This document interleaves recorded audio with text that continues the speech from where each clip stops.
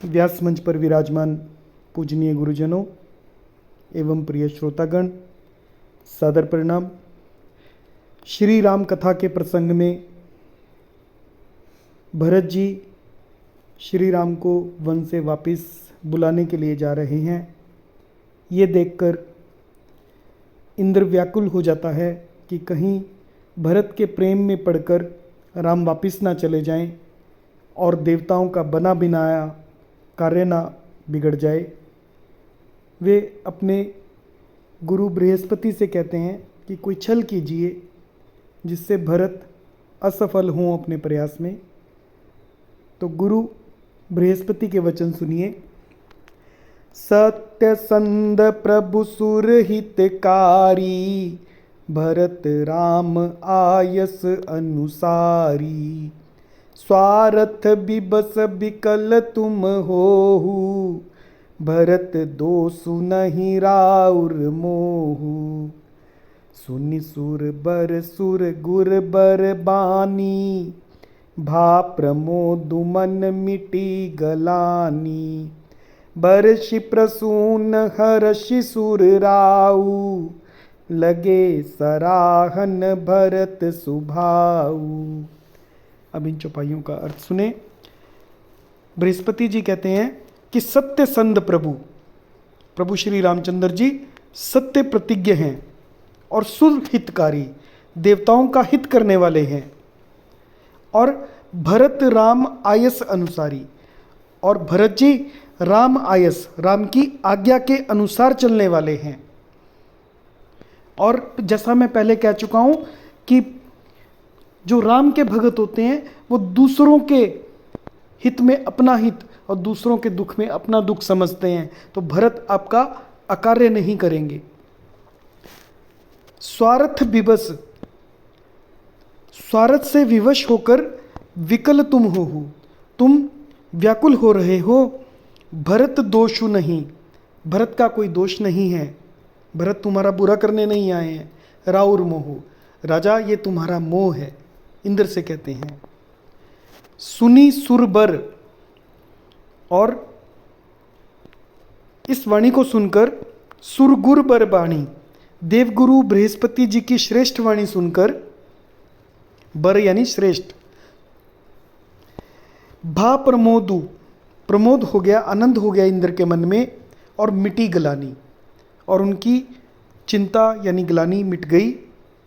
बरषि प्रसून, तब हर्षित होकर प्रसन्न होकर बरषि वर्षा करते हैं, प्रसून यानी फूलों की वर्षा करते हैं देवता इंद्र।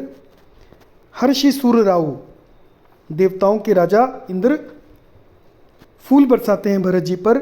लगे सराहन भरत सुभाव, और भरत के स्वभाव की सराहना करने लगे। आज हम अगले प्रसंग में प्रवेश कर रहे हैं कि भरत जी चित्रकूट के मार्ग में। आगे की चौपाइयाँ सुनिए, इनका अर्थ भी सुनिए। एहि विधि भरत चले मग जाही, दशा देखी मुनि सिद्ध सिहाही। जब ही राम कहिले ही उसासा, उमगत प्रेम मनहु चहु पासा। द्रवहि बचन सुनि कुलिस पशाना, पुरजन पे मुन जाई बखाना। बीच बास करी जमु नहीं आए, निरखी नीरु लोचन जल छाए। रघुबर बरन बिलो की बर, रामा रघुबर बरन बिलो की बर। बारी समेत जहा समाज, होत मगन बारिधि बिरह। चढ़े विवेक जहाज। अब इन चौपाइयों का अर्थ सुने कि यही विधि भरत चले मग जाही, और यही विधि यानी इस विधि से, इस प्रकार से भरत रास्ते पर चले जा रहे हैं। दशा देखी, और उनकी दशा को देखकर मुनि सिद्ध सिहाही, मुनि और सिद्ध सराहना करते हैं। और जब ही राम कही, और जब वे राम कहकर ले ही उसासा, लंबी सांस लेते हैं तो मानो उमगत प्रेम, प्रेम उमड़ पड़ता है मनहु चहु पासों, मतलब चारों पासे में, चारों दिशाओं में उनका प्रेम उमड़ पड़ता है।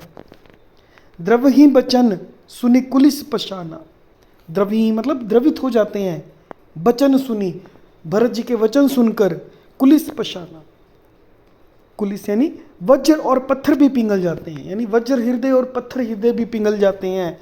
द्रव ही बचन सुनी कुलिश पसाना, पुरजन पेमु न जाई बखाना। और अयोध्या वासियों का यानी नगर वासियों का प्रेम तो बखान नहीं किया जा सकता।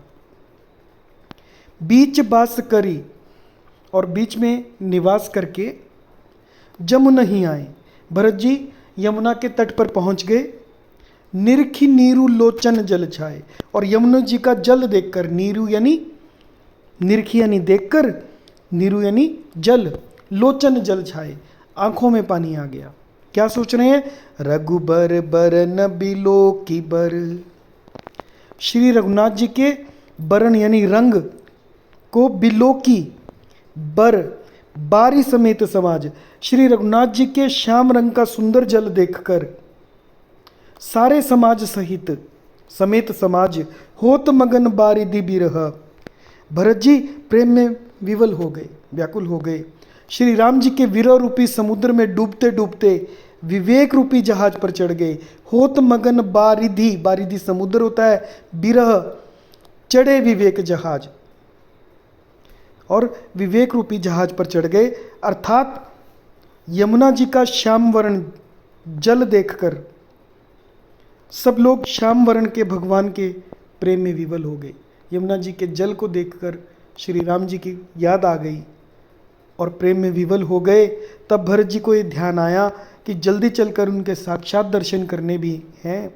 इस विवेक के विचार से वे उत्साहित हो गए। जय सिया राम।